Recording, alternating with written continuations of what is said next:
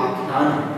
अब यहाँ आख्यान का आशय, जैसे आपने कहानी सुनी होगी कि हम सबका एक नजरिया, किसी भी घटना एक ही घटती है, लेकिन उस घटना की व्याख्या के लिए, उस घटना को समझने के लिए हम सबका अपना अपना नजरिया होता है। उस अपने अपने नजरिए से उस घटना की हम व्याख्या कर सकते हैं। ठीक है, तो ऐसे ही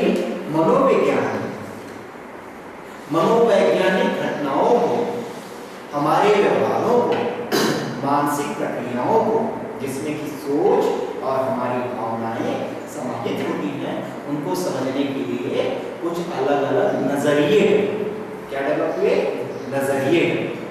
जैसे एक बार शायद हमने आपको कहानी सुनाई होगी कि भगवान बुद्ध ने अपने कुछ शिष्यों को भेजा, जब उनसे आनंद ने पूछा कि सत्य क्या है, और भगवान जब इतने सारे लोग कहते हैं कि सत्य यह है, तो इनके सत्य को माने कि उनके सत्य को माने, और किस सत्य को माने। आप कुछ और कह रहे हैं, शास्त्र कुछ और कह रहा है, कुछ और लोग तो कुछ और कह रहे हैं, आप किसको सत्य को माने, बड़ी परेशानी है।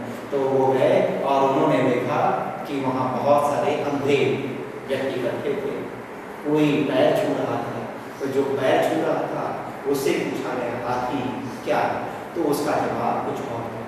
जो हाथी का पेट छू रहा था उससे पूछा गया, तो उसने कहा हाथी, तो विशेष तरीके से उसके जो अनुभव थे उसके प्रकाश में उसने हाथी को समझाया, बताया कि हाथी ऐसा होता है, ये होता है। किसी ने कुछ, तो कहने का आशय ये है कि ऐसे ही मनोविज्ञान में विविध